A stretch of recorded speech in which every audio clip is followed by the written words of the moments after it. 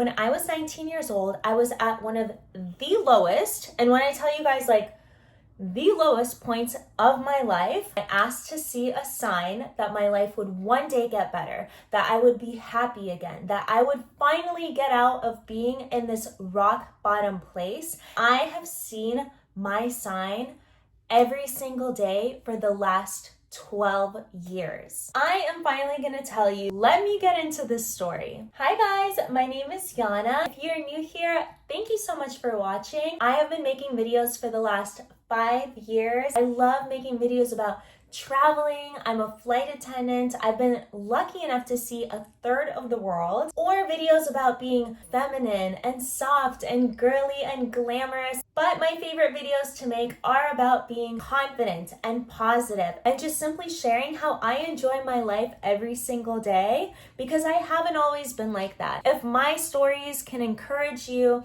and inspire you to find the joy in your day, I have lived a good life. If any of those sound interesting to you, please feel free to follow me on all the rest of my social media. I have Instagram, TikTok. I'm trying to post more on YouTube this year. I have a very special video for you today. If you are a person that always seems to ask for a sign, or if you believe in good luck charms, do I have a story for you? Because during one of the lowest points in my life, I asked to see a sign that my life would one day get better, that I would be happy again, that I would finally get out of being in this rock bottom place.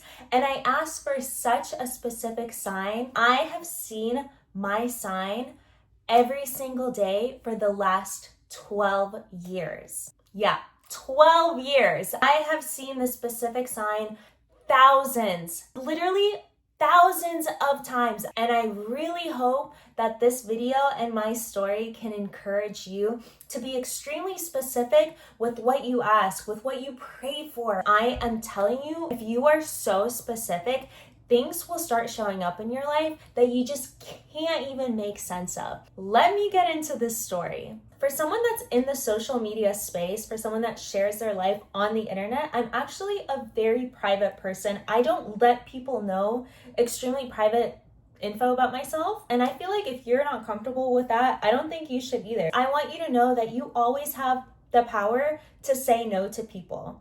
And that's that. You have the power to create a boundary with people. If you don't feel like sharing something private about your life, you can always say, you just don't feel like sharing.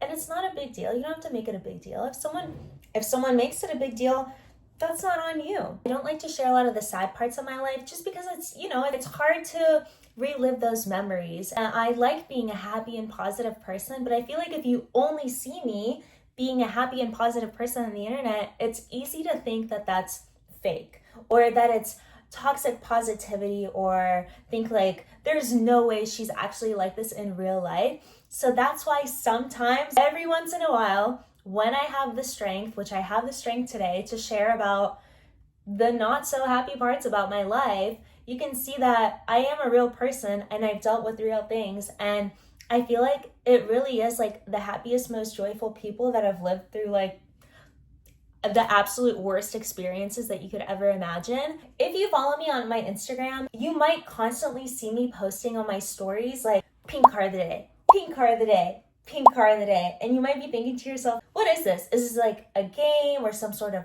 challenge? Is this her car or is this her friend's car? What is pink car of the day? Well, let me tell you where it all started. We're gonna go back to when I was 19 years old and I was at one of the lowest points of my life.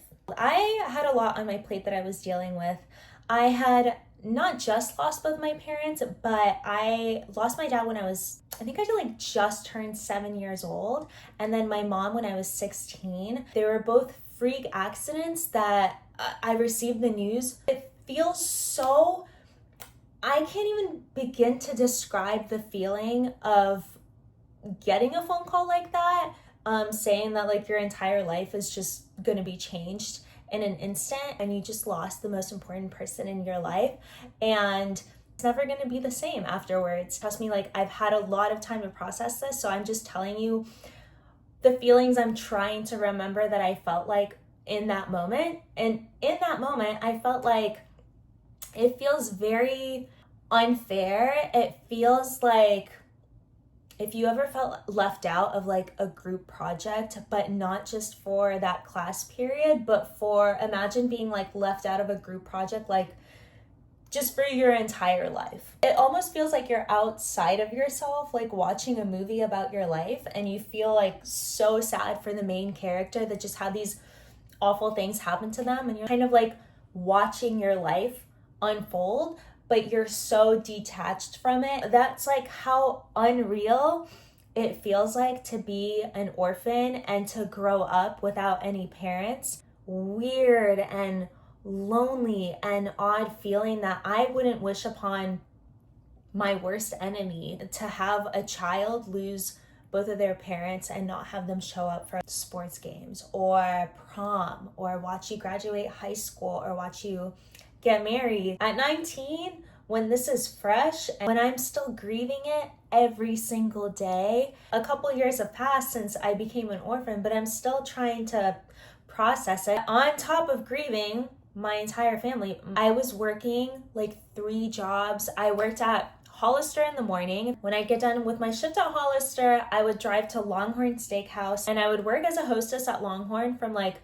4 to 10. I was working at McDonald's, which was my first job when I got at 16 years old. And on top of that, I was going to college, and not even the college that I wanted to go to, because the college that I wanted to go to, forgive me, because I don't know what the technical term is. I don't know if it's called like a private college, but like whatever college is called, where you get like the college experience, like you live in the dorms and you join like a fraternity or a sorority. A week before school started, they sent me a letter in the mail saying I owe like $20,000 for the school year, and my FAFSA couldn't pay for it. And they said that basically if I don't have $20,000 or a payment plan to give them like right there and then, I can't go to school there next week. And I didn't have $20,000 to give them, so I had to drop out of that school. I felt even more left out going to community college and staying in my exact same hometown and doing the same thing and going to the same places and feeling like I wasn't really advancing in life. I was just feeling very stuck. On top of that, my health suffered so much because I wasn't sleeping, because when did I have time to sleep? My immunity system was so shot and I was so stressed out that I developed a disease constantly in and out of the emergency room.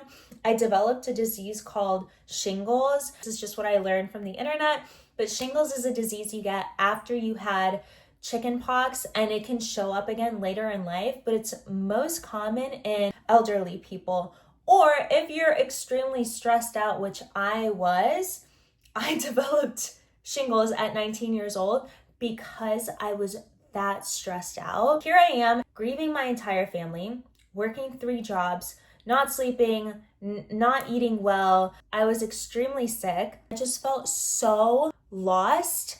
And I felt so forgotten about. I felt like I did something bad. I felt like I was being punished. I felt like I didn't know what I did wrong to deserve all these bad things to happen to me. I couldn't see a way out. I couldn't see a light at the end of the tunnel. When you're in a rock bottom place, it's just so hard to see anything else besides what you're currently living in now. Remember, I was driving home one day from one of my 3 jobs. It was drizzling and I started like praying and asking for a sign. I was so vulnerable. I'm so sad right now. I'm so devastated. I'm so depressed. Like I can't see my life getting any better. I feel like I have nobody. I'm so lonely. And I'm one of those people that like needs a physical sign for encouragement. I said, please, please, please just give me a sign that my life is going to get better.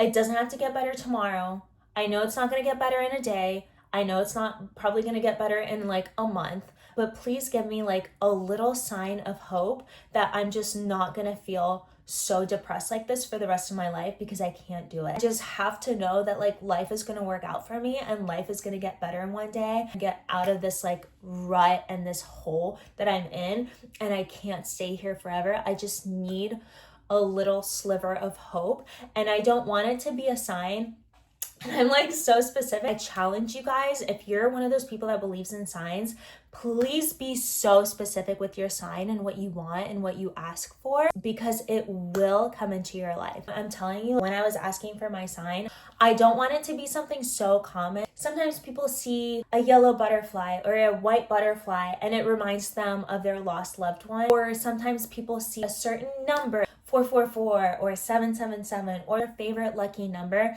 I said, I don't want it to be like other people's signs. I don't want it to be something that you could see as a coincidence every single day. I want it to be so specifically catered to me that when I see it, I know for a fact that that is my sign.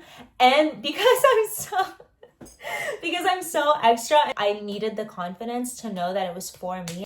I need to see it every day. I don't need to see it once. I need to see it every single day, because I need reassurance. Something in my mind came up with the sign. Maybe it was because I was driving. Maybe my favorite color is pink. Just randomly said this. I want to see a pink car every single day. And if I see a pink car every single day, that's how I'll know that my life is one day gonna be better. And I'm not gonna feel like this depressed and sad and lonely forever. That my life is gonna be positive and joyful and happy again, and I'm gonna feel like a regular person again, because I didn't even feel like a person back then. I felt like this like weird shell. I felt so removed or detached from my real self. And if you go through some like really hard trauma, you know what that feels like. I just want to feel like myself again. I just want to be happy and I just want to be joyful. And because I was like that as a little girl, I miss feeling normal. Like I miss feeling like not sad, and I miss being happy, and I miss being joyful, and I miss being like myself. Like I miss being Yana. And I was like, if I see a pink car every single day, and that's gonna give me hope, and that's gonna give me encouragement that like my life is gonna get better one day, maybe not tomorrow, maybe not next month, but like I know that one day it's gonna give me strength every single day to keep going, and it's gonna give me strength and encouragement. One day, whenever, I'm gonna be happy and I'm gonna like feel normal and stuff.